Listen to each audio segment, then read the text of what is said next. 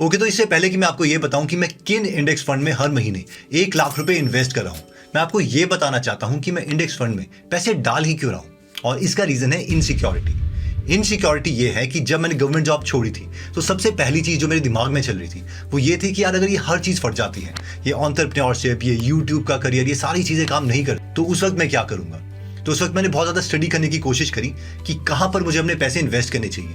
वो पीपीएफ्स भी हैं, बाकी एफडीज भी हैं, और बाकी जो लोकल चीज़ें वो सारी हमें पता है। तो उनमें ऑब्वियसली मैं पैसे डाल ही रहा हूँ, लेकिन मुझे एक ऐसा इंस्ट्रूमेंट चाहिए था, यानी एक ऐसी जगह चाहिए थी जहाँ पर जो पैसे हैं वो एफडी से और पीपीएफ से काफ़ी तेज रेट पर ग्रो करे और कंपाउंडिंग की वजह से एक सर्टेन अमाउंट इकट्ठा हो जाए, जिसकी वजह से मैं सिक्योर फील करूँ और जो एंटरप्रेन्योरशिप में रिस्क है वो मैं बेझिझक ले पाऊँ। तो इस पूरे प्रोसेस के दौरान जो मैंने रिसर्च करी और मैं कन्विंस हो गया कि इंडेक्स फंड एक सेफेस्ट मेथड है अपने पैसों को रखने के लिए, ये सारी रिसर्च मैं आपके साथ शेयर करना चाहता हूँ और आई होप ये रिसर्च आपको एक ठीक डिसीजन लेने में हेल्प करेगी।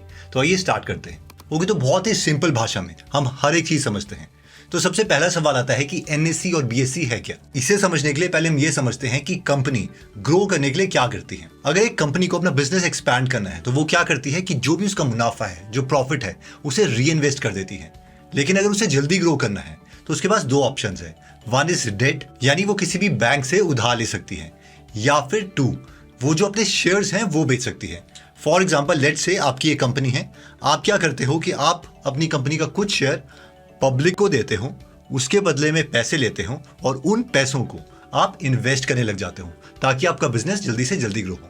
तो एक बार जब आपने पैसा ले लिया, उसके बाद उन शेयर्स के साथ क्या हो रहा है आपको उतनी परवाह नहीं है। लेकिन ये जो लोग हैं, जो बाकी लोग जिनके पास शेयर्स आ गए हैं, वो कंपनी की परफॉर्मेंस के अकॉर्डिंग शेयर्स एक दूसरे को बेचने लगे हैं। ये एग्जैक्टली वैसे ही है जैसे कोई सोसाइटी बनती है, कोई फ्लैट्स बेचता है, तो बिल्डर क्या करता है, रियल एस्टेट वाला, वो फ्लैट्स बना देता है और वो फ्लैट बेच देता है और वो वहां से चला जाता है। लेकिन जो लोग हैं वो आपस में जो फ्लैट्स हैं वो बेचते रहते हैं, खरीदते रहते हैं, कोई किसी को दे देगा, कोई किसी से खरीद लेगा एंड सो ऑन। तो एग्जैक्टली ये जो चीज़ जहाँ पे होती है, यानी जहाँ पे शेयर्स खरीदे और बेचे जाते हैं, उसे हम एनएससी और बीएससी बोलते हैं। तो बीएससी का फुल फॉर्म है बॉम्बे स्टॉक एक्सचेंज और एनएससी का फुल फॉर्म है नेशनल स्टॉक एक्सचेंज। जो बॉम्बे स्टॉक एक्सचेंज है वो बना था 1875 में और जो नेशनल स्टॉक एक्सचेंज है वो 1992 में बना था। तो बॉम्बे स्टॉक एक्सचेंज पुराना वाला है, पहले वहाँ पर एक्चुअल कागज में ट्रेडिंग होती थी, और जो नेशनल स्टॉक एक्सचेंज है वो शुरू से ही इलेक्ट्रॉनिक है। तो मैक्सिमम जो कंपनीज है वो बीएससी और एनएससी दोनों में ट्रेड करती है, यानी आप एक कंपनी के शेयर्स बीएससी से भी खरीद सकते हो और एनएससी से भी कर सकते हो। कई कंपनी सिर्फ एनएससी में करेगी, कई कंपनी सिर्फ बीएससी में करेंगी, और कई बार आप देखोगे कि एक ही कंपनी के शेयर का प्राइस बीएससी में थोड़ा सा डिफरेंट है और एनएससी में थोड़ा सा डिफरेंट है, बट ऑलमोस्ट आजकल क्या है वो सेम रहते हैं। तो अब हम समझ गए कि बीएससी और एनएससी क्या होता है, कि जहां पर जो शेयर्स हैं वो खरीदे और बेचे जाते हैं, क्योंकि जो लोग हैं वो आपस में एक दूसरे को शेयर्स नहीं देंगे, वो एक माध्यम होगा, एक ऑर्गेनाइजेशन होगी जो शेयर्स का खरीदना और बेचना है उसे रेगुलेट करेगी। अब नेक्स्ट सवाल हमारे मन में आता है कि यार मार्केट क्या है। तो पहले आप इस चार्ट को देखिए, बहुत ही सिंपल भाषा में मैं बताता हूँ कि मार्केट है क्या। यहाँ पर आप देखेंगे कि ये जो एक कंपनी है, लेट्स से हम बोलते हैं कि रिलायंस है, तो यहाँ पर जो शेयर्स हैं वो खरीदने वाले लोग और बेचने वाले लोगों की लाइन लगी हुई है। यहाँ पर 526 लोग हैं जो इस शेयर को खरीदना चाहते हैं और 445 लोग हैं जो शेयर को बेचना चाहते हैं। तो जिन लोगों ने शेयर्स खरीद लिए वो आपस में एक दूसरे को शेयर्स दे रहे हैं। तो यहाँ पर क्या है, 526 लोग हैं जो शेयर्स खरीदना चाहते हैं। तो ये बोल रहे हैं कि हम 42.64 पैसे देंगे 134,084 शेयर्स के लिए। तो इस तरीके से ये जो लोग हैं एज ऑफ नाउ, इसके लिए ये लोग जो है ये मार्केट है। 526 जो भी लोग शेयर्स खरीदना और बेचने के लिए बैठे हुए हैं वो मार्केट है। ओके, अब नेक्स्ट बहुत इंटरेस्टिंग सवाल आता है कि यार निफ्टी और सेंसेक्स ये क्या चीजें हैं। तो देखिए, ये एक यूनिट है कुछ मेजर करने के लिए। तो सबसे पहले हम यूनिट का कॉन्सेप्ट समझते हैं। अगर हम ये समझना चाहते हैं कि इंसानों ने पहले किसी भार को, किसी वेट को कैसे मेजर किया, तो उन्होंने क्या किया, प्लैटिनम और इरिडियम का एक एलॉय लिया, उसे फ्रांस पेरिस में रख दिया और उन्होंने बोला कि आज से हम इस टुकड़े का जो भी वेट है उसे हम बोलेंगे 1 किलो, और उसके बाद ऐसे ऐसे 2 टुकड़ों को हम बोलेंगे 2 किलो, ऐसे ऐसे 3 टुकड़ों को बोलेंगे 3 किलो एंड सो ऑन। उसके बाद वेट को मेजर करने के लिए चीजें चेंज होती रही, but that is not important. वैसे ही लेट से कि मैं कुछ लेंथ मेजर करना चाहता हूँ, तो उन्होंने कोई भी एक स्टिक ली लेट से और उसको मैंने बोल दिया 1 मीटर। तो आज से एक stick is 1 metre, 2 stick is 2 metres, और उस तरीके से हम मेजर करना स्टार्ट कर देंगे। हो सकता है कल को मैं अपना यूनिट बना दूं, मैं बोलूं जो इतनी लेंथ है दैट इज 1 हेमंत, तो this is 1 Hemant, this is 2 Hemant, this is 3 Hemant and so on, and that's how you measure. तो सेंसेक्स और निफ्टी क्या है, वो कंपनी की परफॉर्मेंस को मेजर करने की कोशिश की जा रही है। तो अगर मैं निफ्टी 50 की बात करूं तो 1995 में उन्होंने क्या किया कि जो पहली 50 कंपनी थी उनकी मार्केट कैपिटलाइजेशन देखी, जो कि थी 2.06 ट्रिलियन रुपीस। तो अब इस 2.06 ट्रिलियन रुपीस को उन्होंने बोला कि आज से हम इसको 1000 मानेंगे। उसको जस्ट मान लिया कि 1000 है, और फिर हम देखेंगे कि ये जो हमेशा इंडिया की टॉप 50 कंपनीज हैं वो कितने गुना से ग्रो कर रही है। तो आज अगर आप देखोगे निफ्टी की वैल्यू कितनी है, 19,000 समथिंग चल रही है। तो 1000 और 19,000 यानी 1995 से लेके अभी तक ऑलमोस्ट 19 गुना जो है वो जो इंडिया की टॉप 50 कंपनीज है वो ग्रो कर चुकी है। तो ये एक मेजर है कि किस तरीके से हमारी जो कंपनीज है वो ग्रो कर रही है। वैसे जो सेंसेक्स का बेस है उसे 100 बोल दिया था। तो I hope we got the point कि सेंसेक्स और निफ्टी क्या है, ये सिर्फ मेजरिंग टूल्स हैं, यानी किस तरीके से हम मेजर कर सकते हैं कि जो कंपनीज है ओवरऑल, जैसे निफ्टी 50 के इसमें टॉप 50 कंपनीज है वो कितने रेट से ग्रो कर रही है और कितना ग्रो कर चुकी है 1995 के कंपैरेटिवली। तो आई होप हम समझ गए होंगे कि निफ्टी और सेंसेक्स एग्जैक्टली है क्या। ओके, तो नेक्स्ट सवाल आता है कि ये इंडेक्स क्या है और इंडेक्स फंड क्या है। तो देखिए, पहले क्या होता था कि जो लोग हैं वो अपनी मर्जी के, जो उनको लगता था कि कंपनी अच्छा करने वाली है, उस कंपनी के शेयर्स खरीदते थे, और कोई एक मैनेजर होता था वो बोलता था मुझे सारे पैसे दो। तो काफ़ी सारे लोग मिलकर उसको पैसे देते थे। वो बोलता था मैं बहुत समझदार हूँ, और वो खुद की एनालिसिस के बेसिस में कुछ कंपनीज चूज कर लेता था और उनमें उन लोगों के पैसे इन्वेस्ट कर देता था, जिसके बदले में कुछ परसेंटेज जो इनके पैसों का है वो अपने पास रख लेता था, क्योंकि वो उसकी फीस है। तो इसे हम बोलेंगे म्यूचुअल फंड, कि म्यूचुअली सब लोगों ने पैसे दिए, वो एक फंड बना और उस फंड को कहीं पर इन्वेस्ट कर दिया गया। तो ये तो म्यूचुअल फंड है, यानी जो मैनेजर है वो अपनी मर्जी से पैसे इन्वेस्ट कर रहा है। But now comes the concept of index. Index का मतलब क्या हुआ कि प्री डिफाइंड फॉर्मूला, यानी अगर मैं एक फॉर्मूला बना दूं कि आप इन कंपनीज में इस तरीके से इन्वेस्ट करोगे तो ये एक इंडेक्स बन जाएगा। अगर मैं इंडेक्स फंड की बात करूं, निफ्टी 50 की स्पेशली, तो इसके इसमें फॉर्मूला क्या है? फॉर्मूला यह है कि इंडिया की जो टॉप 50 कंपनीज हैं उसी में पैसे इन्वेस्ट होंगे और किसी में नहीं होंगे। और किस हिसाब से होंगे कि उसकी मार्केट कैपिटलाइजेशन कितनी है, यानी वो कंपनीज अगर आज मुझे खरीदनी है तो वो कितने की बैठ रही है। फॉर एग्जाम्पल, लेट से मैं 1 लाख रुपए इन्वेस्ट करना चाहता हूँ इंडेक्स फंड में।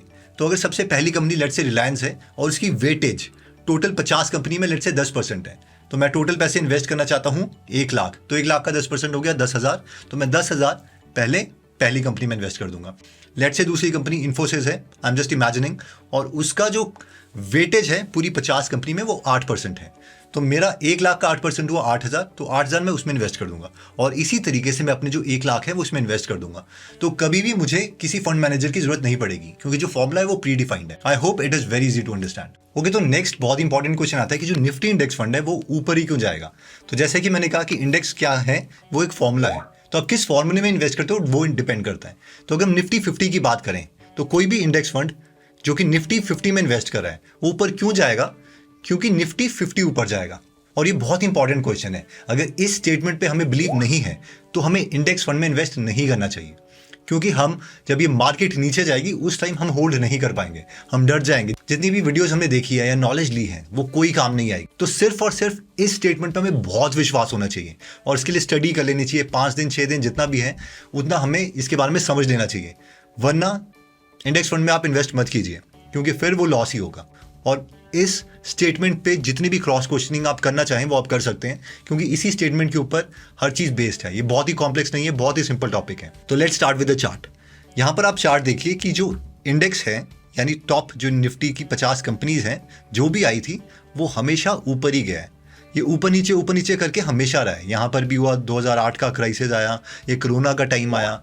तो इसमें आप सिर्फ और सिर्फ एक चीज पर बैट कर रहे हो कि जो इंडिया की टॉप 50 कंपनी है वो ओवरऑल ग्रो करेगी, और वो ग्रो करेगी जो बैंक का इंटरेस्ट रेट है उससे ज्यादा। अब इसका लॉजिक क्या है? इसका लॉजिक ये है कि अगर एक कंपनी बैंक के इंटरेस्ट रेट से ज्यादा ग्रो नहीं कर पा रही तो बैंक में ही वो पैसे क्यों ना इन्वेस्ट कर दे। इन शॉर्ट, लेट्स से कि जियो के लिए $50 बिलियन का अभी मुकेश अंबानी ने लोन लिया है, तो वो 50 बिलियन जो बैंक से और बाकी सोर्सेज से लिए गए हैं वो ऑब्वियसली एक्सपेक्ट कर रही है कि जो बैंक का इंटरेस्ट रेट है उससे जल्दी जो अपना धंधा है, अपना बिजनेस है, वो ग्रो कर पाएगी। अगर वो ग्रो नहीं कर पाएगी, अगर वो मुनाफे को अपना उतने ज्यादा इंक्रीज नहीं कर पाएगी, तो वो बैंक में ही क्यों ना डाल दे अपने पैसों को, उससे वो पैसे क्यों ले। तो सिर्फ और सिर्फ यही स्टेटमेंट है कि आपको इंडिया के भविष्य पर भरोसा है, और अगर आपको भरोसा है तो ही जब आप इंडेक्स फंड में इन्वेस्ट करोगे आप उसको होल्ड कर पाओगे। This is the only thing that we have to believe.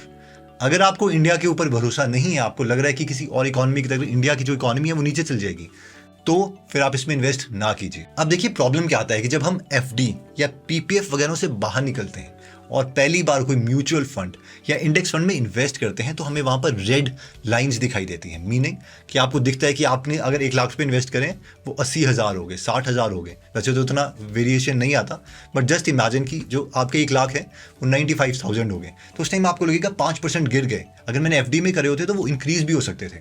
वो ऐसा क्यों होता है, इसको हम बोलते हैं वोलेटिलिटी, कि जो आपके शेयर्स हैं ओवरऑल, ये जो 50 कंपनियां हैं, जो एक इसका पैकेट बनाया हुआ है जो कि आपका फंड है, इंडेक्स फंड, वो ऊपर नीचे जाएगा ही जाएगा। ओवरऑल जो है, अगर आप यहाँ पर भी देखें, जो ओवरऑल लाइन है वो निफ्टी की हमेशा ऊपर जा रही है, लेकिन ये सीधा नहीं जाती, ये ऊपर नीचे ऊपर नीचे ऊपर नीचे करते जाती है। और इस चीज़ के साथ कंफर्टेबल होना, इसके लिए टाइम लग जाता है। लेकिन अगर आप इसके साथ कंफर्टेबल नहीं है तो आप इसमें इन्वेस्ट नहीं कर पाएंगे। So again, to answer your question कि ऊपर ही क्यों जाएगा, तो इसके लिए सिर्फ 2 स्टेटमेंट है। 1, इंडिया की इकोनॉमी ग्रो करेगी बैंक इंटरेस्ट रेट से ज्यादा पर। सेकंड, अगर ऐसा नहीं है, अगर जो कंपनीज है टॉप इंडिया की 50, वो ओवरऑल लॉन्ग रन में 5, 10, 15 साल में अगर वो उससे ज्यादा ग्रो नहीं कर पा रही जितना कि बैंक इंटरेस्ट रेट है, तो फिर वो धंधा ही क्यों करेंगी, वो उसी पे बैंक इंटरेस्ट पे ही क्यों ना अपने पैसे डाल दे और उसी का इंटरेस्ट लेते रहे। तो दिस इज नॉट पॉसिबल। अगर आपको स्टेटमेंट पे बिलीव नहीं है, do not invest on index funds. Okay, अगर आपको विश्वास है कि इंडेक्स फंड जो है वो ओवरऑल स्टेबल रहेंगे, हो सकता है वो नीचे जाए, और जब नीचे जाए तो आप ज़्यादा खरीद सकते हैं यूनिट्स, इसके बारे में हम आगे बात करेंगे। लेकिन इंडेक्स फंड ही क्यों, लाइक म्यूचुअल फंड क्यों नहीं, या फिर कोई इंडिविजुअल स्टॉक्स में क्यों नहीं कर सकते? तो हाँ, आप म्यूचुअल फंड्स में भी कर सकते हैं, यानी वहाँ पे एक्टिवली कोई मैनेजर होगा जो अपनी कमीशन ले रहा होगा और उसके बदले में आपको अच्छी कंपनीज जो है वहाँ पर बोलेगा कि इस फंड को यहाँ पर पैसे लगाए जाए। तो एक्सपेक्टेड ये है कि जो निफ्टी है यानी इंडेक्स है वो उससे ज़्यादा पैसे कमा के देगा। लेकिन जो जॉन बॉगल है वो बोलते हैं कि आपको इनिशियली नहीं पता होता कि कौन सा जो म्यूचुअल फंड है वो इंडेक्स फंड को बीट करेगा। 1, सेकेंड, म्यूचुअल फंड में जो फीस है, यानी जो मैनेजर फीस ले रहा है उसे मैनेज करने के लिए, वो ज़्यादा है as compare to index fund. और लॉन्ग रन में हर साल अगर वो म्यूचुअल फंड मैनेजर आपसे पैसे लेते रहेगा तो ओवरऑल जो प्रॉफिट है वो इंडेक्स फंड में ज़्यादा होगा। तो index fund 1 is more stable, is more predictable, and second जो उसमें फीस है फंड मैनेजर की, दैट इज वेरी लेस। वैसे ही एग्जाम्पल आता है इंडिविजुअल स्टॉक्स का, तो आप खुद भी इंडिविजुअल कंपनीज में अपने पैसे इन्वेस्ट कर सकते हैं, लेकिन उसके लिए ज़्यादा स्किल चाहिए और ज़्यादा टाइम चाहिए। अगर आप चाहते हो आप 12 से 15% के रेट ऑफ रिटर्न में सेटिस्फाइड हो, तो that can be done using index fund. इसकी कोई गारंटी नहीं है, लेकिन ऐसा देखा गया कि इतना रिटर्न मिल जाता है। वो थोड़ा और रिटर्न हम कैसे ले सकते हैं इंडेक्स फंड से ही, उसके बारे में हम आगे बात करेंगे। बट अगर आप अपना टाइम नहीं वेस्ट करना चाहते, बहुत से लोग हैं कि वो अपनी लाइफ जीना चाहते हैं, ठीक है, वो नहीं चाहते कि वो हमेशा एनुअल रिपोर्ट्स पढ़ते रहें और भी करते रहें, एक्टिवली उसमें रहें एक ही चीज़ में। अगर आपका उतना नेचर नहीं है कि इसी में आपको रहना है, तो इंडेक्स फंड इज स्टेबल और वो साथ में चलने दीजिए, अपनी फैमिली लाइफ को एंजॉय कीजिए, या कुछ और अगर आप बिजनेसेस कर रहे हैं उसमें आप ठीक कर सकते हैं। बट अगर आपका वो एपेटाइट नहीं है तो इसलिए इंडिविजुअल स्टॉक्स आप इग्नोर कर सकते हैं। लेकिन अगर है तो आई थिंक ये वाली वीडियो भी जो है आपके लिए थोड़ी बेसिक होगी, क्योंकि आप इसके बारे में जानते होंगे। But anyways, let's come to the next point. Okay, तो नेक्स्ट सवाल आता है कि जो सिप है और लमसम है वो है क्या। तो सिप का फुल फॉर्म है सिस्टमैटिक इन्वेस्टमेंट प्लान, यानी आपके पास प्लान है कि आप एक सिस्टमैटिक वे में जो पैसे इन्वेस्ट करेंगे। फॉर एग्जाम्पल, हर मंथ पहली तारीख को हो सकता है कि आप 5,000 रुपये इन्वेस्ट करते रहें किसी एक फंड में, तो सिस्टमैटिकली आप उसमें इन्वेस्ट कर रहे हैं। और लमसम का मतलब है कि अगर लेट्स से आपके पास 1 लाख रुपए है, वो एक साथ आप किसी इंडेक्स फंड में इन्वेस्ट कर देते हैं या कहीं पर भी इन्वेस्ट करते हैं। तो lump sum meaning just in a one go, and SIP meaning हर महीने या हर एक पर्टिकुलर ड्यूरेशन के बाद। मोस्टली ये जो है वो हर मंथ ही होता है। तो ये क्लियर है। नेक्स्ट आता है कि इनमें से बेटर कौन है। तो ये समझने से पहले मैं आपको एक एग्जाम्पल दिखाता हूँ। लेट्स से आप यहाँ पर आइए और हम यहाँ पर देखते हैं कि अभी जो निफ्टी की वैल्यू है, लेट्स से 30 नवंबर 2007 के आसपास ये 5782 थी। तो ये रुपीज़ नहीं है, it is just a number. तो हम इसको 6000 के करीब मान लेते हैं। नवंबर दिसंबर के आसपास यहाँ पर आप देख रहे हैं कि 6000 के करीब चल रही है। तो 2007 में 6000 के करीब चल रही है, और यहाँ पर 13 फरवरी 2009 में 2948 हो गई है। तो 6000 से करीबन 3000। तो अभी क्या होता है कि अगर आप लमसम इधर इन्वेस्ट करते हैं तो इतने छोटे ड्यूरेशन के अंदर ये जो 6,000 रुपये हैं, अगर आप इन्वेस्ट 6,000 रुपये करते तो वो 3,000 बन जाते, 6 लाख करते तो वो 3 लाख बन जाते, 60 लाख करते तो 30 लाख बन जाते, 6 करोड़ करते तो आप 3 करोड़ बन जाते, विच इज़ वेरी शॉकिंग कि मतलब ये क्या हो रहा है। और तभी मैं बोल रहा था कि वो जो बिलीफ है वो चाहिए कि इवेंचुअली ये जो अमाउंट है ये ऊपर आएगा। तो अगर हम लमसम अमाउंट इसमें करते तो ये जो अमाउंट है वो कम हो जाता। वैसे ही अगर इसका हम उल्टा केस देखें तो यहाँ पर आप देख सकते हैं कि यहाँ पर जो वैल्यू है 9 अप्रैल को करीबन 9,000 के आसपास है। तो हम इसे कॉन्सेप्ट को समझने के लिए एग्जाम्पल 9,000 मान लेते हैं। इसका कोई यूनिट नहीं है, it is unitless. With in 1 year के अंदर अंदर ये जो अमाउंट है वो 18,000 के आसपास पहुँच गया। तो ये 9,000 से 18,000, विच मीन्स अगर आप 9,000 रुपये इन्वेस्ट करते हैं तो 1 साल के अंदर अंदर ये जो अमाउंट है वो 18,000 हो जाता। अगर आप 9 लाख करते तो 18 लाख हो जाता, 9 करोड़ करते तो 18 करोड़ हो जाता। तो ये ऑलमोस्ट 100% का रिटर्न है कि आपका जो अमाउंट है वो डबल हो गया। तो ये बात है लमसम की। तो ऑब्वियसली इससे ये तो समझ आता है कि ये टाइम डिपेंडेंट तो है, कि कुछ ना कुछ टाइम से रिलेटेड है, कि एक डेढ़ साल में आपका कुछ ही महीने में अमाउंट हाफ भी हो रहा है और कुछ ही अमाउंट टाइम में वो ज़्यादा भी हो रहा है। तो ये एक कॉन्सेप्ट है जब हम समझ गए कि टाइम डिपेंडेंट तो है। अब सवाल आता है कि इनमें से बेटर कौन है। सी बेटर तो ऑब्वियसली सबसे बेस्ट तो यही चीज़ है कि आप जब सबसे कम हो इसकी वैल्यू उस टाइम आप इन्वेस्ट कर दो। लेकिन प्रॉब्लम ये है कि ये कम होगी कब ये हमें नहीं पता। हाँ, हो गई है, अभी हो गई है, या जिस टाइम कोरोना चल रहा था उस टाइम हो गई थी, वो हम बता सकते हैं। कब होगी, कब वाला एलिमेंट हमें नहीं पता। अगर हो गई है तो हम ये बता सकते हैं। तो सबसे पहले हम समझते हैं सिप को, कि सिप का मतलब है कि आपको एवरेज रिटर्न मिलता रहेगा। फॉर एग्जाम्पल, अगर आपने यहाँ पर सिप चलाई होती तो आप यहाँ पर भी इन्वेस्ट कर रहे होते, यहाँ पर भी, ऑल्दो यहाँ पर आपका पोर्टफोलियो कम हो रहा होता क्योंकि नीचे को चला गया। लेकिन क्योंकि आप यहाँ पर इन्वेस्ट कर रहे हो तो वो वाले जब आप इन्वेस्ट करते अमाउंट वो आपके लिए अच्छा होता, क्योंकि आपको जो NAV है जो हम आगे समझेंगे उस टाइम आपको NAV वो सस्ते में मिल रहा होता। तो अगर एक एवरेज रिटर्न की बात करें तो वो जो एवरेज रिटर्न है वो आपको मिलता रहता है सिप के केस में। ओके, तो अगर इसको हम एक एवरेज देखना चाहें कि एवरेज किस रेट से ग्रो हो रहा है, तो यहाँ पर जो हमारे पास डेटा अवेलेबल है वो है 1 जनवरी 1999 का, ये है 890.80। और अगर हम दोबारा यहाँ पर आते हैं 1 जनवरी, हम जितना पास आ सकते हैं, लेट्स से हम 13 जनवरी का हमारा 27 जनवरी का हमारे पास लेट्स से अवेलेबल है। तो 27 जनवरी 2023 में ये वैल्यू होगी थी 17,604.35। तो 17,604 ये चल रहा था। तो अभी हम कैलकुलेट करें तो ये ऑलमोस्ट 24 साल कुछ दिन हो गए। तो हम सिर्फ 24 मान के चलते हैं और एक हम इसको कैलकुलेट कर। तो अगर इन वैल्यूज़ को हम यहाँ पर कैलकुलेटर में पुट करें तो हम यहाँ पर देख सकते हैं कि इनिशियल इन्वेस्टमेंट लेट से 890.80 थी।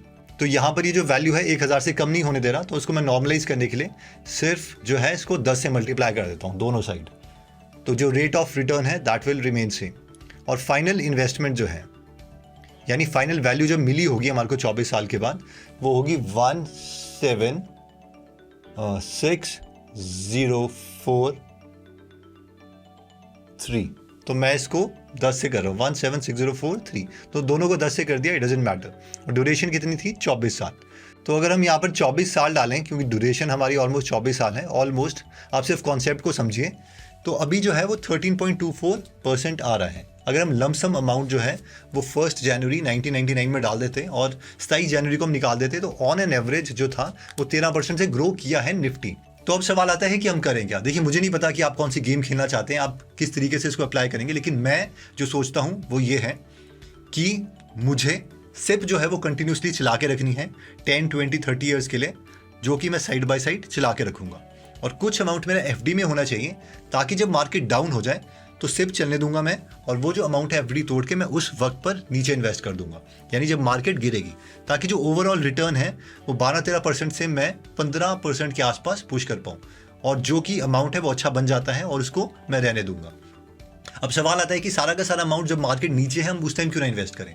तो वो मुझे लगता है कि उतना लंबा वेट करना वो आएगा नहीं आएगा, क्योंकि अब काफ़ी लोगों को इंडेक्स फंड की नॉलेज भी हो गई है। ऑल्दो इमोशंस हमेशा वैसे रहते हैं, आप पैनिक करोगे और कोई ना कोई पैनिक करेगा और नीचे जो अमाउंट है, वो जो निफ्टी की वैल्यू है वो नीचे जाएगी। But still, to be on the safer side, at least I want to get the average return which is more than the bank.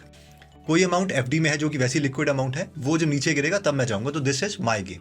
आपकी गेम कुछ भी हो सकती है कि simple SIP and that's it, या फिर ओनली लमसम, या फिर आप खेल ही नहीं रहोगे। तो जो आप करना चाहते हो वो आप कर सकते हैं। अब सवाल आता है कि मुझे कैसे पता चलेगा कि मार्केट नीचे होगी, क्योंकि सिप तो है वो मैं डालता रहूँगा, मार्केट नीचे होगी कि नहीं होगी उसके लिए बहुत से पैरामीटर्स आते हैं। एक जो है वो है बफेट इंडिकेटर।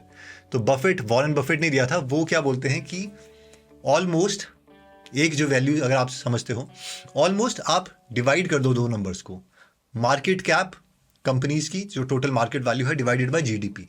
अगर ये 1 के आसपास आ रही है तो फेयर वैल्यूड है, यानी जो मार्केट है वो ना सस्ती है ना महंगी है, तो आप अपनी सिप चलने दो। और अगर इसकी वैल्यू 1 से बहुत ज़्यादा होगी तो उस टाइम आप सेल करना चाहो तो कर सकते हो। अगर बहुत ही कम हो गई है तो उस टाइम अगर आप बाय करना चाहो तो आप बहुत सारा बाय कर सकते हो। वैसे लोग ऑपोजिट कर देते हैं, जब उनको सेल करना चाहिए तब वो खरीद लेते हैं, जब उन्हें बाय करना चाहिए तब वो उसे बेच देते हैं। बट एनीवेज, तो अब ये पता कैसे चलेगी? तो नॉर्मली क्या है, देखो गुरु फोकस में आप आओगे .com, तो यहाँ पर आप देख सकते हो कि 2 फॉर्मूले हैं। जो ओरिजिनल फॉर्मूला था बफेट इंडिकेटर का, उसके अकॉर्डिंग जो भी मार्केट है वो फेयर वैल्यूड है, और दूसरा जो है जो न्यूली इंट्रोड्यूस्ड फॉर्मूला है उसके अकॉर्डिंग भी अभी फेयर वैल्यूड है। यानी अभी इस टाइम पर जो मार्केट है वो ठीक है। हम ये नहीं बता पा रहे कि वो मार्केट है कब बढ़ेगी और कब कम होगी, लेकिन अभी उसकी कंडीशन क्या है वो ऑलमोस्ट हमें पता होता है।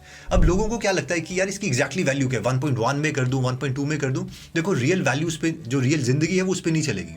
असली में क्या हो रहा है कि ये सारी गेम जो है वो प्रोबेबिलिटीज़ की है। तो मैं क्या समझता हूँ, मैं ये समझता हूँ कि ये एक स्पेक्ट्रम है जिसमें जो डेटा है 2 पॉइंट्स में बहुत क्लीन होता है। एक टाइम अगर बहुत ही ज़्यादा मार्केट बढ़ जाए तो उस टाइम डेटा बहुत क्लीन होगा। यानी अगर इसकी वैल्यू लेट से 1.4, 1.5 के आसपास आ गई या 1.3 के आसपास आ गई तो वो बहुत डेटा क्लियर होगा। और जब बहुत ही मार्केट गिर जाती है, अगर इसकी 50% पहुंच जाती है यानी 0.5, 0.6, तो उस टाइम भी डेटा क्लियर है। और मैक्सिमम टाइम जो है वो बीच में रहते हैं। तो अब बीच में हमें डिसीजन लेना है, क्योंकि अनसर्टेनिटी लगती है। हम एफडी वाले लोग जो नए नए इंडेक्स फंड में आते हैं उनको लगता है अब क्या अभी होगी मार्केट, अभी होगी कॉस्टली, तो वो वाला जो वैल्यू है वो डेटा इनसफिशिएंट है। तो अभी हम इसमें डिसीजन नहीं लेते हैं। एक्सट्रीम पॉइंट्स में डेटा क्लियर होगा, उस टाइम हम डिसीजन लेंगे। बीच वाले स्पेक्ट्रम में डेटा क्लियर नहीं होगा, उस टाइम अगर आपको लग रहा है कि थोड़ी सी महंगी है तो सिप का अमाउंट उतना ही रहने दीजिए। अगर आपको लग रहा है थोड़ी सी कम है तो थोड़ा सा अमाउंट जो है वो उसको इंक्रीज कर दीजिए। या फिर अगर आप बीच वाले में डिसीजन ना भी लें तो भी चलेगा। बीच में आप जैसे जैसे आपकी सैलरी इंक्रीज होती है उतने % जो है आप अपनी जो सिप है वो इंक्रीज कर सकते हैं। तो बीच वाले केसेस के बारे में टेंशन ना लीजिए। लेकिन जो एक्सट्रीम वाले हैं उस टाइम सबको डेटा क्लियर होगा, उस टाइम हमें गट्स चाहिए होंगे वो डिसीजन लेने के लिए कि बहुत ही कम हो जाती है तब। और जब हमारा पोर्टफोलियो ऑलमोस्ट लेट से 20 लाख से 10 लाख आ गया, क्योंकि उस टाइम फिर आपको वो गट्स चाहिए कि हाँ आप उस टाइम और ज़्यादा इन्वेस्ट पंप इन मनी कर पाओ। अगर आप इस थ्योरी पे बिलीव करते हो तो मैं रेकमेंड कुछ भी नहीं कर रहा हूँ, वो सब आपके ऊपर है कि आप इस थ्योरी पे बिलीव करते हो नहीं करते हो कि इंडेक्स जो है आपका ग्रो करेगा ही करेगा। क्योंकि आप पंप इन क्यों कर रहे हो उस टाइम, ये सिर्फ बिलीफ इस पे बेस्ड होगा कि हाँ उस टाइम जो आपका जो इंडेक्स है वो ग्रो करेगा इवेंचुअली। कब ग्रो करेगा वो नहीं हमें पता, लेकिन इवेंचुअली करेगा। That is the only thing we are believing, और उसकी वजह से हम क्या कर रहे हैं, हम उसमें पंप इन उस टाइम करते हैं। At least this is my theory. आप क्या करते हैं वो डिपेंड करता है। ओके, तो एक बार मैं आपको बता देता हूँ कि मेरी स्ट्रैटेजी क्या चल रही है। आप अपनी स्ट्रैटेजी बनाइएगा। मैं सिर्फ चलने दूंगा 20 सालों के लिए, 20-25 सालों के लिए, क्योंकि ये मैं आफ्टर 60s और 50s में देख रहा हूँ कि उस टाइम जो है वो सिक्योर है, क्योंकि जो पेंशन है वो नहीं है। एंड देन अगर मार्केट बहुत ही कम होती है तो एफडी को तोड़ के मैं पंप इन कर दूंगा। अगर बीच में मार्केट बहुत ज़्यादा आ जाती है तो उस टाइम आई डिसाइड कि I have to sell it और नॉट, बट मोस्ट प्रोबेबली शायद मैं नहीं करूंगा सेल। अगर हाँ मार्केट बहुत ज़्यादा आ रही है और उस टाइम जो एज है वो भी ज़्यादा होगी है तो उस टाइम हो सकता है वो पैसे वापस निकाल के एफडी में डाल दिया जाए। तो this is my theory. I don't want to play in extremes की इसको मैं बहुत ज़्यादा ऑप्टिमाइज कर रहा हूँ, because I am more into कि मैं और चीज़ें करना चाहता हूँ। तो बिजनेसेस या किसी और चीज़ में I think I can do better there. Next बहुत इंटरेस्टिंग सवाल आता है कि जो सिप है अगर मैं उसमें पैसे नहीं दे पाया तो क्या होगा, और इसकी वजह से बहुत से लोग डर भी जाते हैं। तो ये देखिए, कोई बैंक के लोन की किस्त नहीं है कि आप नहीं दोगे तो आपके केस हो जाएगा या कुछ हो जाएगा। तो आपने जब तक दे रहे हो तब तक चलेगा, जब आप नहीं दे रहे हो तो उतने पैसे जो हैं वो आपके इन्वेस्ट होंगे। तो आप इसमें कभी भी बंद कर सकते हो, 2 सिप चला सकते हो, सिप की वैल्यू इंक्रीज कर सकते हो। तो आप जिस तरीके से भी प्ले करना चाहो आप कर सकते हो। ऑटोमेटिकली इंक्रीज का ऑप्शन नहीं होता, तो वो अमाउंट इंक्रीज करने के लिए मोस्ट प्रॉबेबली आपको दूसरी सिप पैरेलल में चलानी पड़ेगी या उसी सिप का जो वैल्यू है वो इंक्रीज करनी पड़ेगी। आप कम कर सकते हो एंड सो ऑन। तो जो भी पॉसिबिलिटीज़ हैं वो आप कर सकते हो, इसमें आपको कुछ नहीं लगेगा। ये यूलिप वगैरह की तरह भी नहीं है कि जहाँ पे आपने प्रीमियम पे नहीं किया तो कहीं ना कहीं आपको जो है पेनल्टी पड़ेगी। तो वो जो सारी चीज़ें हैं वो इंडेक्स फंड में नहीं है, और this is like the most safest investment अगर आप एफडी से इंडेक्स फंड में आ रहे हैं। नेक्स्ट सवाल आता है कि अगर ये कंपनी भागी तो अभी आप यहाँ पर देखिए, लेट्स से यहाँ पर मैंने खोला है SBI Nifty index fund direct plan growth, और ये है ग्रो ऐप। तो जो ग्रो है इसमें वो एक मीडिएटर है, तो मैं ग्रो को प्रमोट नहीं कर रहा हूँ, दिस इज लाइक ये कोई पेड स्पॉन्सरशिप नहीं है, ये सिर्फ प्लेटफॉर्म है जो मैं यूज़ करता हूँ। तो यहाँ पर ये जो प्लान है, तो जो पैसे हैं वो सारे के सारे SBI में जा रहे हैं, यानी SBI का फंड मैनेजर हम सबसे पैसों को लेके उन्हें जो है वो इन्वेस्ट कर रहा है। तो ये जो प्रोडक्ट है वो SBI का है, इसमें ग्रो का लेना देना नहीं है। अगर आपको ये शक है कि ग्रो ने हमारे पैसे ले लिए और SBI में इन्वेस्ट नहीं करें, तो आप SBI में जाके कंफर्म कर सकते हो, फिजिकली वहाँ पर जा सकते हो कि मेरा ये नंबर है, क्योंकि ये आपको PDF मेल करेंगे, तो आप उनको अपना नंबर जो है आइडेंटिफिकेशन नंबर बता सकते हो, और वहाँ पर वो आपको बता देंगे कि आपके एक्चुअल में पैसे इन्वेस्ट हो रहे हैं कि नहीं। और बाकी कंफर्मेशन के लिए ऑप्शन भी होते हैं एप्लीकेशन में। तो दो चीज़ें हैं, वन, अगर आप बोलो SBI ही कंपनी बंद हो गई, तो जो SBI है वो बैंक ही बंद हो गया, तो वहाँ पर तो आपकी मोस्ट प्रॉबेबली FD भी होगी, और उस टाइम फिर देश में कुछ ज़्यादा ही बड़ा चल रहा होगा। और वैसे भी SBI के पास भी पैसे नहीं है, SBI ने खुद इन्वेस्ट करे हुए हैं। तो अगर आप ये सोचते हो कि SBI डायरेक्ट प्लान ग्रोथ है, तो आप किसी और में मत इन्वेस्ट करो। फॉर एग्जांपल नवी में मत करो, UTI में मत करो, जो सबसे सिक्योर्ड आपको बैंक लगता है उनका जो ये प्रोडक्ट है वो उठाओ, क्योंकि सारे के सारे एक ही चीज़ कर रहे हैं, एक ही फॉर्मूला यूज़ कर रहे हैं कि मार्केट कैप के अकॉर्डिंग टॉप 50 कंपनीज में पैसे इन्वेस्ट कर रहे हैं। अगर आप इस पर्टिकुलर इंडेक्स फंड में पैसे इन्वेस्ट करते हो, so that we can do. तो कंपनी भाग गई वाला आई थिंक ये क्लियर होगा। अब नेक्स्ट सवाल आता है कि कई निफ्टी 50 इंडेक्स फंड में लोग बोल रहे थे मैंने 30-40% तक का रिटर्न देखा है, और कहीं में मैं 10-12% देख रहा हूँ, तो ये क्या चल रहा है? तो 30-40% वाला एग्जांपल तो मुझे नहीं मिला, लेकिन यहाँ पर मैंने 3 इंडेक्स फंड जो है वो खोल के रखे, और यहाँ पर मैंने ऑल कर दिया, यानी जब से ये इन्वेस्ट कर रहे हैं, जब से ये फंड खुला है। नवी में मैं आया, वहाँ पर भी मैंने ऑल कर दिया, और UTI निफ्टी वाले में भी मैं आया, और यहाँ पर भी मैंने ऑल सेलेक्ट कर दिया। और यहाँ पर हम देख सकते हैं कि 12.27% का रिटर्न है एनुअलाइज्ड, इनका 10.82% का रिटर्न है एनुअलाइज्ड, और इनका 12.59% का है एनुअलाइज्ड, यानी तीनों डिफरेंट है। तो जब ये तीनों लोग सेम ही जगह इन्वेस्ट कर रहे हैं, सेम तरीके से कर रहे हैं, तो इनका जो एनुअलाइज्ड रिटर्न है वो कैसे चेंज हो गया? तो पहले हम कॉन्सेप्ट को समझ लेते हैं, उसके बाद मैं आपको एक्चुअल डेट्स बताऊंगा कि कब फंड स्टार्ट हुए। तो लेट्स से कि जब कोरोना का टाइम था, मार्केट गिरी हुई थी, मैंने पैसे जो है वो यहाँ से इन्वेस्ट करना स्टार्ट किया। मैंने एक नया फंड खोला, let's say Hemant Pant fund, और सबसे पैसे लिए और मैं इनमें इन्वेस्ट करने लग गया उसी फॉर्मूले के अकॉर्डिंग। तो अभी जो मेरा रिटर्न है वो ज़्यादा ही होगा, क्योंकि यहाँ के कंपैरेटिवली अगर मैं यहाँ पे सिर्फ चलाना स्टार्ट करूँ, जो कि आप लोग सारे मुझे दे रहे होंगे और मैं आगे इन्वेस्ट कर रहा हूँ, तो उसका रिटर्न है वो सबसे ज़्यादा आएगा, क्योंकि मेरा फंड यहाँ से खुला है, इसीलिए उसका रिटर्न ज़्यादा होगा। कोई यहाँ से कर रहा है मैक्सिमम से, तो उसका रिटर्न मेरे कंपैरेटिवली कम होगा, और उसका जो रिटर्न है वो उतना मैटर नहीं करता एनुअलाइज्ड बेसिस पे। क्यों? क्योंकि डिपेंड करता है कि आपकी सिप कब से स्टार्ट हुई है। तो अगर आपकी सिप यहाँ से स्टार्ट हुई है तो आपको रिटर्न अच्छा मिल रहा होगा, अगर आपकी सिप यहाँ से स्टार्ट है तो आपको कंपैरेटिवली जो रिटर्न है वो कम मिल रहा होगा, एंड सो ऑन। तो आपकी सिप कब से स्टार्ट हुई है, दैट डिपेंड्स। हाँ, अगर फंड का साइज ज़्यादा है तो वो ज़्यादा निफ्टी का जैसे एग्जैक्टली ग्राफ चल रहा है उसको ट्रेस कर पाएगा, क्योंकि निफ्टी में आप डायरेक्टली इन्वेस्ट नहीं कर रहे, एक फंड बन रहा है जो निफ्टी की प्रोग्रेस को ऑलमोस्ट सिमुलेट करने की कोशिश कर रहा है। तो अगर उनके पास पैसे ज़्यादा हैं तो वो जब निफ्टी में टॉप 50 में कंपनीज चेंज होंगी, जब शफल होंगी, तो उसके अकॉर्डिंग वो जल्दी उसको और पैसे लगा के उसे बैलेंस आउट कर पाएंगे और उसकी प्रोग्रेस को ट्रैक कर पाएंगे। तो ये चीज़ है। लेट्स से अगर मैं इसको लास्ट 1 ईयर यहाँ से करूँ, नवी का भी लास्ट 1 ईयर मैं यहाँ से करता हूँ, और UTI का भी मैं लास्ट 1 ईयर यहाँ पे करता हूँ, तो यहाँ पर है 13.39, 13.46 एंड 13.41। तो ये ऑलमोस्ट सेम है। अब आप बोलेंगे इसमें क्यों डिफरेंस आ रहा है? अगेन जो मैंने आपको फंड की बात करी है कि ये पूरा का पूरा जो है मार्केट को एग्जैक्टली ट्रेस नहीं कर पाए, तो ये ऑलमोस्ट इसलिए बराबर है, सिर्फ पॉइंट्स में फ़र्क है। तो वो 2% का जो फ़र्क है वो नहीं आ रहा था। तो अब हम इनकी डेट्स भी देख लेते हैं कि ये कब कब निकला था, उसके अकॉर्डिंग आप देख सकते हैं। ओके, तो मैं तीनों के केस में यहाँ पर नीचे आ गया हूँ, और यहाँ पर लिखा है कि fund house and investment objective, और यहाँ पर आप देख सकते हैं कि ये जो फंड है वो 29 जून 1987 का खुला हुआ है। और अगर हम दूसरे के केस में आए, नवी के केस में, तो यही जो चीज़ है वो थोड़ा रिसेंट है, 4 दिसंबर 2009। और वहीं पर UTI निफ्टी के केस में आए तो ये 14 नवंबर 2002 का खुला हुआ है।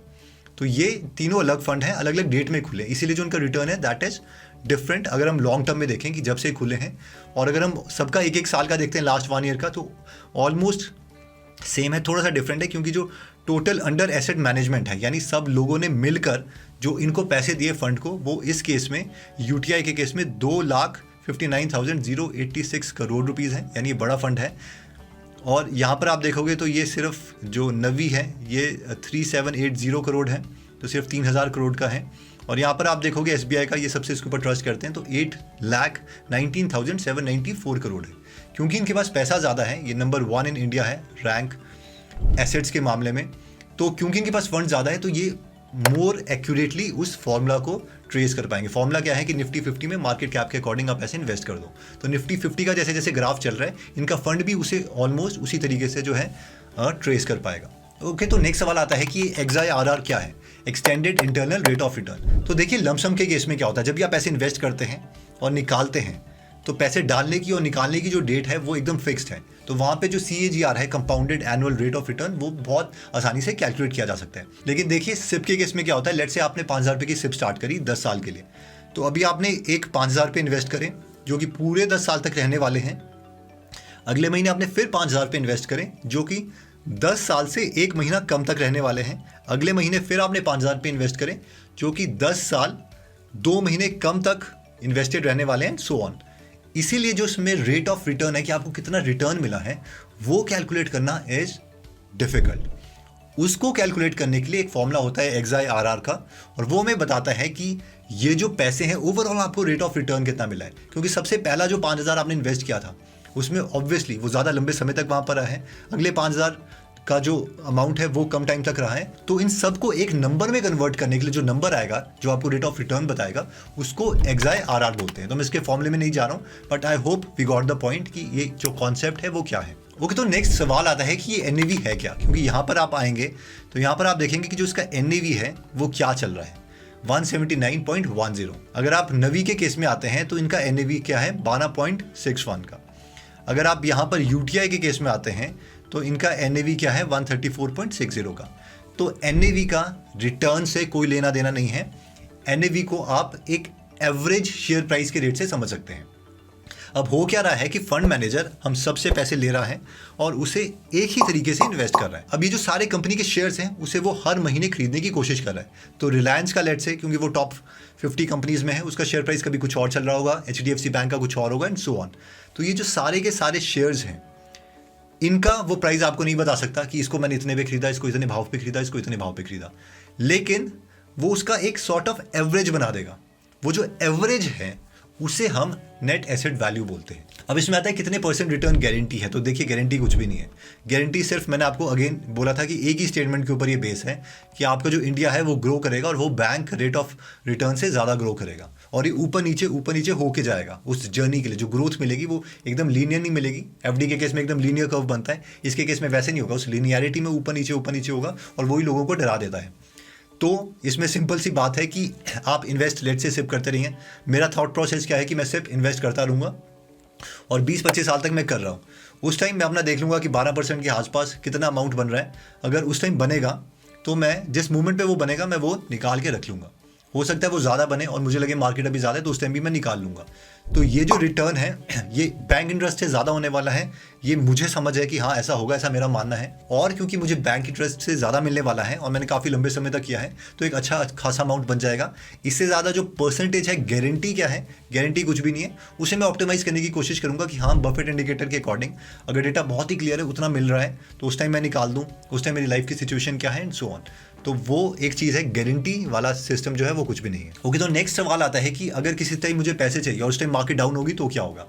तो मैं क्या सोचता हूँ, मैं ये सोचता हूँ कि मुझे वो पैसे नहीं इन्वेस्ट करने हैं इस इंडेक्स फंड में या किसी भी इन्वेस्टमेंट वाले प्लेटफॉर्म पे जो मुझे 5, 10, 15 साल में चाहिए। तो ये थोड़ा लंबे समय के लिए गेम खेलनी है, क्योंकि अगर मार्केट डाउन हुई और उस टाइम मैंने पैसे निकाल दिए तो जो मेरा पेपर लॉस है वो एक रियल लॉस में कन्वर्ट हो जाएगा। मुझे पता भी है कि लॉन्ग रन में वो ऊपर जाने वाली है और मुझे उस टाइम ज़्यादा ही पैसे इन्वेस्ट करने चाहिए थे, लेकिन मैंने कम करे।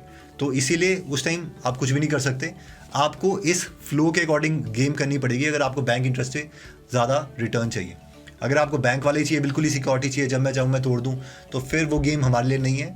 बेटर है फिर हम FD तक ही सीमित रहें, हम इंडेक्स फंड तक भी नहीं आ सकते, जबकि लोग जो है वो और भी बड़ी गेम खेलने की कोशिश कर रहे हैं। नेक्स्ट सवाल आता है कि इंडेक्स फंड ना लेके म्यूचुअल फंड ले लें। तो देखिए जैसे कि जॉन बॉगल की थ्योरी है कि आपको अभी नहीं पता चलेगा इस टाइम पर कि कौन सा म्यूचुअल फंड है वो आपकी इंडेक्स फंड से ज़्यादा रिटर्न देने वाला है। तो इंडेक्स फंड है वो कंपैरेटिवली एक प्रूवन थिंग है as compare to mutual fund. हाँ, बहुत सी म्यूचुअल फंड है जो इंडेक्स फंड को बीट करते हैं, लेकिन अभी बताना मुश्किल है।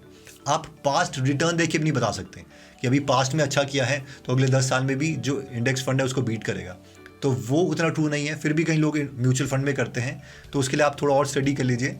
जो पीटर लिंच की 3rd बुक है उसमें उन्होंने म्यूचुअल फंड के बारे में काफ़ी बताया हुआ, क्योंकि खुद वो म्यूचुअल फंड मैनेजर थे, तो वो आप स्टडी कर सकते हैं। बुक का नाम है बीटिंग द स्ट्रीट, तो उसका स्टार्टिंग वाला पोर्शन है। अगर आप जॉन बॉगल की थियरी पे बिलीव नहीं करते तो you can go and study this particular book of Peter lynch. Next सवाल आता है कि क्या निफ्टी 50 पूरा जीरो हो सकता है। तो देखिए, हम बोलना क्या चाह रहे हैं, हम इसका मतलब ये बोल रहे हैं कि इंडिया की जो टॉप 50 कंपनी है वो पूरी डूब जाएंगी।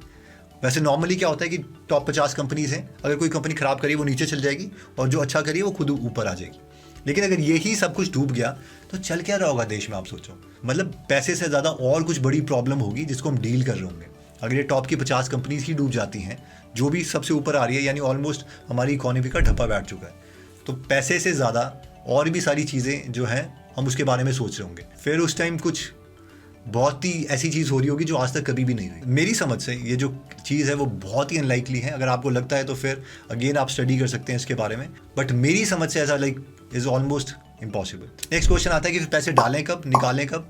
तो वो आपको ओवरऑल मैं कॉन्सेप्ट बता चुका हूँ कि लमसम में क्या होता है और सिप में क्या होता है। तो मेरी फिलॉसफी जो है वो मैं आपको बता चुका हूँ कि मैं सिप ऑलमोस्ट करते रहूँगा एक लंबे समय तक। जब मार्केट डाउन होगी तो उसको मैं पंप इन कर दूंगा मनी। बहुत ज़्यादा हो जाती है तो might be I sell it, I don't know yet, but as of now just SIP. And जब पैसे कम हो तो थोड़ा सा ज़्यादा पैसा, ऐसी मेरी फिलॉसफी है। आप जो चाहें वो आप कर सकते हैं। ओके, तो नेक्स्ट सवाल आता है कि मैं खुद कितना इसमें इन्वेस्ट करता हूँ, और जो मैंने कहा है कि मैं खुद उसे फॉलो कर भी रहा हूँ कि नहीं। हाँ, तो मैं बहुत ही ज़्यादा बुलिश हूँ इंडेक्स फंड्स में, क्योंकि मेरे पास ज़्यादा टाइम नहीं है कंपनीज़ को पढ़ने का। तो मैं सिर्फ इसमें इन्वेस्ट करता हूँ ताकि जो बेस वैल्यू है, एटलीस्ट जितना मेरा फ्रेंड्स कर रहे हैं जो कि जॉब्स कर रहे हैं, उसके बराबर तो मेरा पैसा चलता ही रहे। उसके अलावा मैं कोई और ऐसे इनिशिएटिव्स लूँ जिसमें जो वेल्थ है उसको मैं ऑप्टिमाइज़ कर पाऊँ। ओके, तो नेक्स्ट सवाल आता है कि मैं खुद कितना इन्वेस्ट कर रहा हूँ और जो मेरी फिलॉसफी है क्या वो एक्चुअल में क्रिस्टलाइज हो भी रही है कि नहीं। तो हाँ, मैं बहुत ही बुलिश हूँ। मैं इंडेक्स फंड में हाँ इन्वेस्ट कर रहा हूँ, and I will show you the screen. यहाँ पर let me refresh this one. और तो 2 अकाउंट है मेरे। This is the first account जहाँ पर जो टोटल सिप है दैट इज़ क्लोज टू 60,000, और ये 4 जगह है जहाँ पर मैं इन्वेस्ट कर रहा हूँ। और अगर दूसरी अकाउंट के बारे में बात करूँ तो दिस इज़ द स्क्रीन। यहाँ पर भी 4 सिप्स हैं और 55,000 के आसपास जा रहा है। तो विच मीन्स ये 1,15,000 के आसपास मैं इन्वेस्ट कर रहा हूँ। तो रिसेंटली मेरी जो अमाउंट है वो मैंने इंक्रीज़ कर दिया था, क्योंकि मुझे लगा कि I have to be on the safer side, I don't have any pension. तो जितना भी अमाउंट है I try to invest here. तो यहाँ पर जो है वो मैक्सिमम SBI, UTI, निफ्टी 50 ही हैं, और बाद में जो SBI है उसी के ऊपर मैं इन्वेस्ट करना लग गया था। तो अगर हम यहाँ पर रिटर्न्स की बात करें, तो अगर मैं इधर इन्वेस्टमेंट में आऊँ म्यूचुअल फंड, तो इस पर्टिकुलर केस में जो इन्वेस्टेड अमाउंट था दैट वाज 14 लाख रुपीज़ अभी तक का, और जो रिटर्न है दैट इज़ 19 लाख। और अगर XIRR की बात करें विच इज़ 16.72%। तो ये कोरोना के टाइम में हुआ था, इसलिए ये कम टाइम में जो ये रिटर्न है XIRR वो काफ़ी अच्छा मिल रहा है। और अगर दूसरे वाले की बात करूँ जिसमें थोड़ा लेट किया था, वहाँ पर हम इन्वेस्टमेंट में देख सकते हैं कि यहाँ पर जो टोटल अमाउंट जो है the invested was 969 and the return is 1099। तो यहाँ पर भी जो XIRR है दैट इज़ 13.62, और लॉन्ग टर्म में 12-13% इज़ ह्यूज। इसको 15% 16% के आसपास अगर मुझे पुश करना है तो वही जो FD वाला कॉन्सेप्ट है कि जब ये नीचे जाएगा देन ब्रेक योर FD और उसमें पंप इन कर सकते हैं। ऐसा मैं सोच रहा हूँ, आपने क्या करना है वो आप देख सकते हैं। नेक्स्ट, ऑब्वियसली सब लोगों का ये सवाल आता है कि कोरोना के टाइम में तो सबने पैसे बनाए थे। तो देखिए, इसको मैं कैसे समझता हूँ, ये ऐसा समझिए कि लेट से आइंस्टाइन का फॉर्मूला है =mc²। मीनिंग ऐसा नहीं है कि जब आइंस्टाइन ने फॉर्मूला फाइंड किया था तो उससे पहले फॉर्मूला एग्जिस्ट नहीं करता था। उस टाइम भी जो एनर्जी थी वो मास इनटू जो लाइट है उसकी स्पीड के स्क्वायर के बराबर थी। तो ये जो पैटर्न्स है वो ऑलरेडी एग्जिस्ट करते हैं। मीनिंग जब मार्केट है, जब लोगों का इमोशन डाउन होता है, उस टाइम जो भी पैसा इन्वेस्ट करेगा वो हमेशा पैसा बनाएगा। तो आप ऐसा नहीं कर सकते कि अब मार्केट ज़्यादा है तो अब पैसा कमा के दिखाओ। तो आपको उल्टा सोचना है कि हाँ, जब मार्केट नीचे होगी तो उसी टाइम मैं भी इन्वेस्ट करूँगा। जब मार्केट अपॉर्चुनिटी देगी तब मैं आऊँगा। मार्केट कब अपॉर्चुनिटी देगी वो आप नहीं बता सकते। हाँ, जब देगी क्या आप उसको आइडेंटिफाई कर सकते हो? क्या at that time you are audacious, आपके पास करेज है कि हाँ आप इन्वेस्ट कर सकते हो कि नहीं? तो इसको समझो कि फॉर्मूला ऑलरेडी एग्जिस्ट। जो उस टाइम इन्वेस्ट करेंगे उसी टाइम उनका पैसा बनेगा, जब बुल में करेंगे तब उनका पैसा बनेगा। हाँ, कई और लोग हैं जो शॉर्ट कर देंगे या कुछ और करेंगे, बट अगेन जो साइंस जो है वो ऑलरेडी एग्जिस्ट, और जो पैसा बनेगा उसी वक्त बनेगा जब मार्केट जो है अपॉर्चुनिटी देगी और उस अपॉर्चुनिटी को हम रिकग्नाइज करेंगे। तो I hope this was a very good lesson. In short अगर मैं समराइज कर दूं कि आपको एक स्टेटमेंट पे बिलीव करना है, वो ये है कि इंडिया की इकोनॉमी ओवरऑल, जो इंडिया की कंपनीज है, वो बैंक रेट ऑफ रिटर्न जो है उससे ज़्यादा पैसे आपको कमा के देंगी। अगर आपको बिलीव ये हो जाता है, और इसके लिए समय लग सकता है, लेकिन अगर आपको बिलीव हो जाता है तो एक चीज़ आप ऐसा सोच सकते हो, रिटर्न के टर्म से मत सोचो, तो आपको ये पता चल जाता है कि लॉन्ग टर्म के लिए एफडी से अच्छा जो मेरा पैसा इंक्रीज होगा वो इंडेक्स फंड में तो होगा मेरी बिना मेहनत के। उसके बाद सेकंड चीज़ जो मैंने बात की थी वो स्पेक्ट्रम के बारे में बात करती है, यानी डेटा दो एक्सट्रीम्स में है। अगर बहुत ही महंगा है और बहुत ही सस्ता है तो वो बफेट इंडिकेटर को यूज़ करके बताया जा सकता है। उसके बीच की जो वैल्यूज़ है कि एग्जैक्टली कितना कट ऑफ पॉइंट है, 1.1 हो गया बफेट इंडिकेटर, 1.15 हो गया या 0.99 हो गया, अब कर दूँ ये कर दूँ, तो वाला जो बीच वाला पैटर्न है वो सारा डेटा इनसफिशिएंट है। वहाँ पर आपको सिर्फ ये देखना है कि हल्का सा कम लग रहा है तो थोड़ा सा मैं ज़्यादा सिप कर दूँ, या फिर वैसे ही अगर आपकी सैलरी इंक्रीज़ हो रही है उसके अकॉर्डिंग आप इंक्रीज़ कर सकते हो। बट बीच वाला जो सारा पैटर्न है वो डेटा इनसफिशिएंट है, उसमें जस्ट कंटिन्यू और सिप एज मैं सोचता हूँ। अगर आप कुछ और सोचते हैं तो आप वो कर सकते हैं। इसमें आई थिंक हमने सारे कॉन्सेप्ट क्लियर कर दिए, और ये एक वीडियो आई होप बहुत कोर्सेज के कंपैरेटिवली मतलब आपको वैल्यू दी होगी इसने। Thank you so much, I love you all, जय हिंद।